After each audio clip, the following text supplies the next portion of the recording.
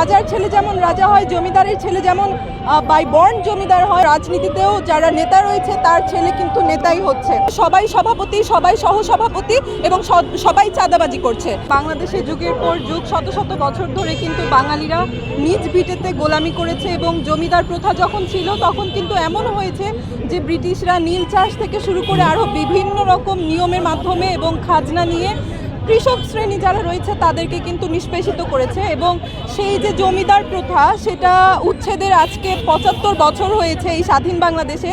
তো আমাদের যে বার্তাটা সেটি হচ্ছে এই স্বাধীন বাংলাদেশে আমরা একটি সুস্থ সাংস্কৃতিক ধারার চর্চা করতে চাই। তাহলে আমরা বিশ্বাস করি সুস্থ সাংস্কৃতিক ধারা চর্চার মাধ্যমে আমাদের যে প্রজন্ম রয়েছে বর্তমান প্রজন্মকে এসবের সাথে এঙ্গেজ করে আমরা আশাবাদী যে আমাদের প্রজন্ম একটি সুস্থ প্রজন্ম হিসেবে বেড়ে উঠবে। এছাড়াও এই জমিদারি প্রথা উচ্ছেদের মাধ্যমে আমরা আরও যে বার্তাটি দিতে চাই, বর্তমান বাংলাদেশের প্রেক্ষাপটে আমরা রাজনৈতিক পরিসরে যদি দেখি তখন আমরা দেখছি হয়তো রাজার ছেলে যেমন রাজা হয়, জমিদারের ছেলে যেমন বাই বর্ন জমিদার হয়, আমরা কিন্তু দেখতে পাচ্ছি বর্তমান রাজনীতিতেও যারা নেতা রয়েছে তার ছেলে কিন্তু নেতাই হচ্ছে। তেমনি দেখতে পাচ্ছি সেই স্বজনপ্রীতি নেপোটিজম থেকে যে যা ছিল তার ছেলে সেই পদাধিকার পেয়ে যাচ্ছে। কিন্তু আমার একটি ছোট্ট প্রশ্ন এখানে, একটি ডক্টরের ছেলের যদি সেই গুণাবলী না থাকে সে কি ডক্টর হতে পারবে? আপনি কি একজন নাগরিক হিসেবে তার কাছে ডক্টর হিসেবে তাকে ডক্টর মেনে আপনি তার কাছে যাবেন? অবশ্যই যাবেন না। তো আমাদের এই ছোট্ট বার্তাটা এবং ইফেক্টিভ বার্তাটা এখানেই যে রাজার ছেলে হলেই তার মধ্যে যে রাজার গুণাবলী রয়েছে এমনটা নয়। আপনি আপনার জন্য যাকে চুজ করছেন সে যেন শাসক না হয়, সে যেন সেবক হয়, কারণ গণতন্ত্রে জনগণ হচ্ছে রাষ্ট্রের মালিক। এবং জমিদার প্রথার উচ্ছেদও কিন্তু এমনভাবেই হয়েছিল, লাঙ্গল যার জমিদার।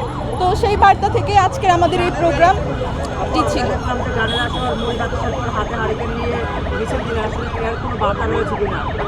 আসলে মুড়ি বাতাসা যেটা ছিল আমরা আমাদের সামর্থ্য অনুযায়ী সামান্য মিষ্টিমুখ করাতে চেষ্টা করেছি যারা উপস্থিত ছিল তাদের সকলকে।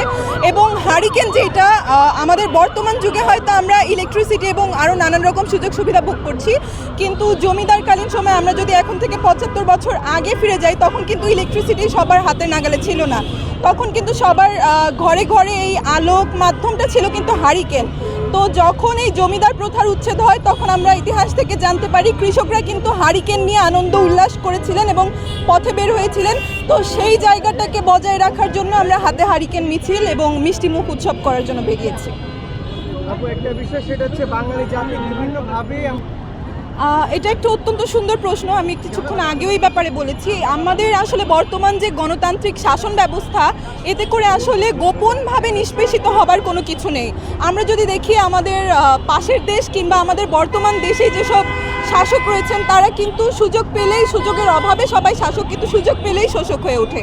এটা যদি আমরা দেখি আমাদের বিগত সময়ে যারা জমিদার ছিল তারা খাজনা নিয়ে কৃষকদেরকে দুমুঠো কোনোভাবে বেঁচে থাকার জন্য হয়তো শস্য দিয়েছেন, তারা খেয়ে বেঁচে থেকেছেন, কিন্তু পুরোটাই কিন্তু তাদের হাতের নাগালে ছিল। এবং বর্তমান আমরা যদি ব্যবস্থা দেখি, বর্তমান ব্যবস্থায় কিন্তু দেখা যাচ্ছে সবাই সভাপতি, সবাই সহসভাপতি এবং সবাই চাঁদাবাজি করছে। তো এটা একটা রূপান্তরিত হয়েছে প্রথাটা, কিন্তু প্রথা থেকে বাঙালি জাতি আজও মুক্তি পায়নি। তো সেই জায়গা থেকে আমাদের কাজ হচ্ছে বাঙালি জাতিকে সাংস্কৃতিকভাবে আরও সচেতন করে তোলা, বাঙালির ইতিহাসে গৌরবময় যেসব আরও বিষয় রয়েছে যেগুলো আমাদের পাঠ্যপুস্তক থেকে আমাদেরকে জানতে দেওয়া হয়নি, আমরা বিপুল অন্ধকারে থেকে গিয়েছি। আমরা চাই আমাদের আগামী প্রজন্ম এবং বর্তমান প্রজন্মকে সেই আলোকবার্তাগুলো দিতে। আমার আমার নাম নুরা জেরিন।